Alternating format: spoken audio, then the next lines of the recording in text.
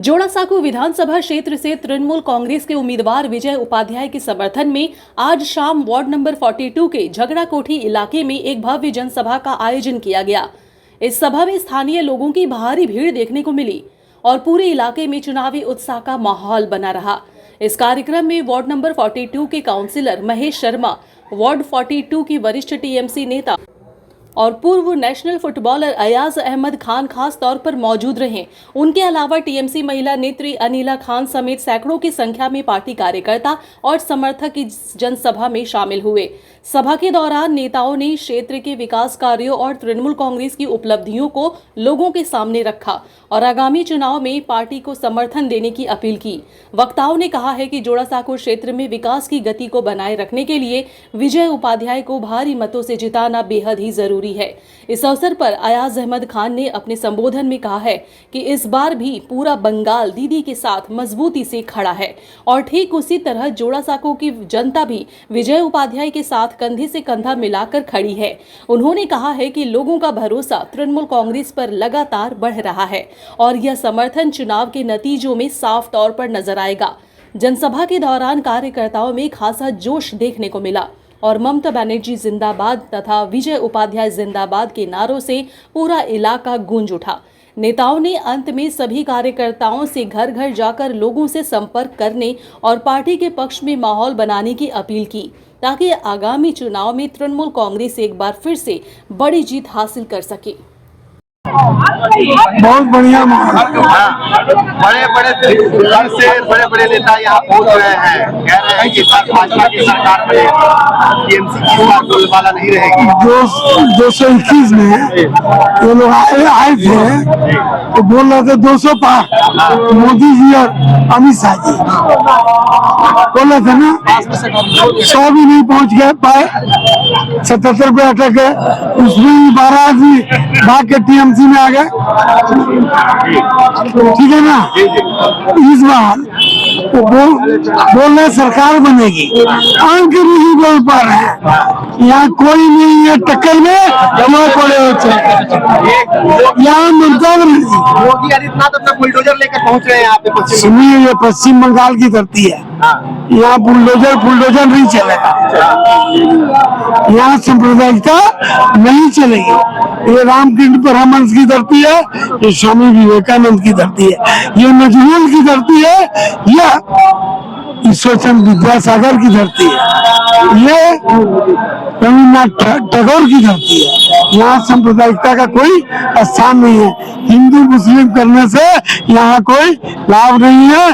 4 तारीख को मिला लीजिएगा, ममता बनर्जी 250 सीट लेके चौथी बार मुख्यमंत्री बनने।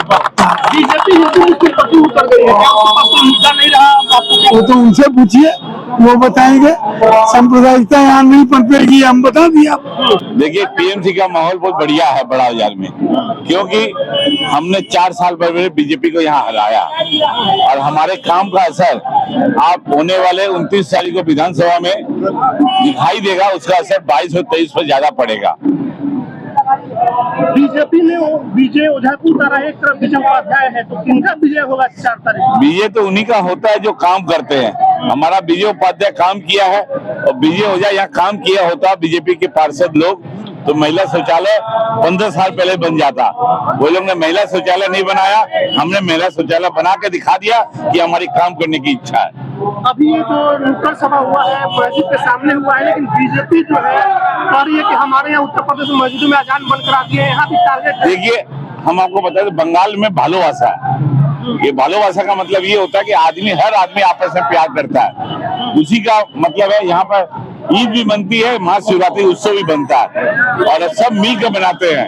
ईद में हम लोग आगे आगे प्रोग्राम करते हैं, महाशिवरात्रि में मिलो आगे आगे करते हैं। और एक आप सभी मीडिया भाइयों से हाथ जोड़ के विनती है आप कृपया ये हिंदू और मुसलमान को यूज मत कीजिए।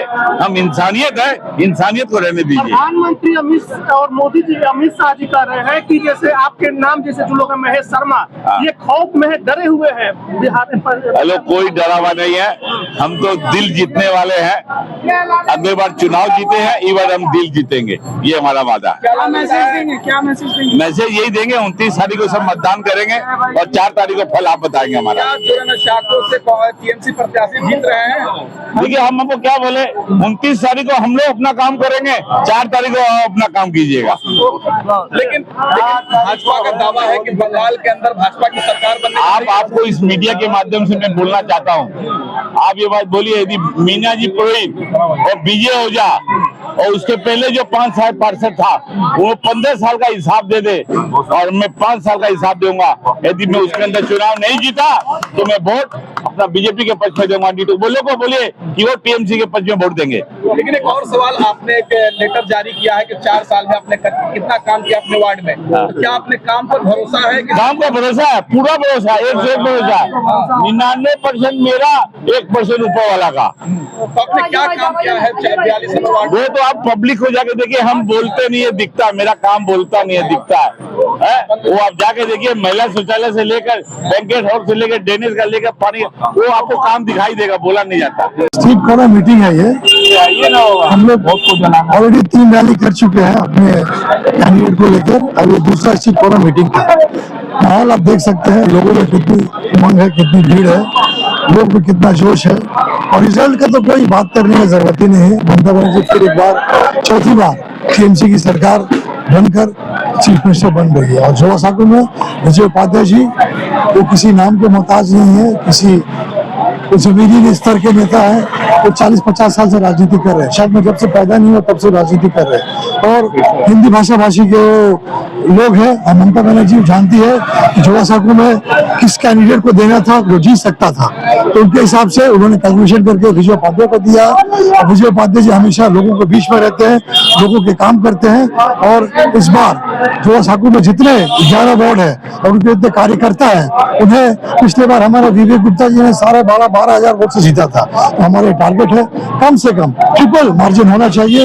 इस बार SIR हुआ, नाम काफी कटे हैं, मार्जिन कैसे? देखिए, SIR हुआ है, ED हुआ है, CBI हुआ है, ECI हुआ है, CSF आया हुआ है, BSF आया हुआ है। लेकिन यहाँ के लोग समझदार है, यहाँ के लोग जानते हैं कि ममता बनर्जी की सरकार में हिंदू, मुसलमान, सिख, ईसाई सब सुकून से रहते हैं। तो SIR कोई फैक्टर नहीं है। उन्होंने बहुत कुछ कोशिश किया, बहुत कुछ किया। वहाँ से देखिए, हमने पश्चिमी बंगाल में जब इलेक्शन होता है तो बरसाती मेढक की तरह पूरे हमारे प्राइम मिनिस्टर मोदी जी, हमारे होम मिनिस्टर शाह जी, उनके अलावा महाराष्ट्र से, गुजरात से, सब तरफ से मिनिस्टर लोग, सेंट्रल मिनिस्टर लोग बंगाल में आते हैं और उम्मीद करते हैं कि बंगाल के लोग उसे वोट दें। ये मुमकिन नहीं है। लोग समझदार है, जानते हैं कि 5 साल लोग जिसके बीच में, लोगों के बीच में जो कार्यकर्ता रहता है, टीएमसी के लोग रहते हैं, हमेशा सुबह शाम रात को जो काम करता है, 24/7 रहता है, तो एक आए हुए बरसाती मेढक को कैसे वोट देगा, कैसे जीतेगा, नामुमकिन है। कल सुप्रीम कोर्ट का वर्डिक्ट आया है, आप एज ए टीएमसी लीडर कैसा देखते? ये बहुत खुशी की बात है, बहुत मतलब हौसला अफजाई वाली चीज है कि वो है ना, कितने भी आप हमको पूछ ले, लेकिन अल्लाह ताला हमारे साथ है, हमारी नेत्री के साथ है और अवाम हमारे साथ है। और सुप्रीम कोर्ट का जो वर्डिक्ट आया है, इससे ये साबित हो रहा है कि आने वाले दिन में टीएमसी चौथी बार फिर सरकार बना रही है। अपना ममता बनर्जी चीफ मिनिस्टर बन रही है। सेटिस्फाइड हम लोग कहाँ पे हैं? उन लोगों का बस चले तो मतलब बाय हुक और crook, target of BJP is to avail the city of West Bengal. Hindustan में सभी जगह उन्होंने अपने छल कपट से, चाहे बिहार हो, चाहे महाराष्ट्र हो, चाहे यूपी हो, उन्होंने अपने सरकार बना लिया है, डबल इंजन सरकार। लेकिन बंगाल की शेरनी ममता बनर्जी के खेल यहाँ पे उनका दाल नहीं गलेगा। वो अकेली एक ऐसी औरत है जो 19 स्टेट और एक सेंट्रल गवर्नमेंट के खिलाफ अकेला लड़ी है। और एसआईआर में जितने ममता बनर्जी और उनकी टीम, जितने बीएलए, उनके मिनिस्टर, उनके लोगों ने काम किया, काम करके दिखाया कि ममता बनर्जी बंगाल में अकेली शेरनी है। और SIR के जितने भी नाम उनको कोशिश की और सफलता नहीं हुई, चाहे ECI हो, चाहे ED हो, चाहे अपना इनकम टैक्स ऑफिसर हो या जो भी हो, कोई काम आने वाला नहीं है।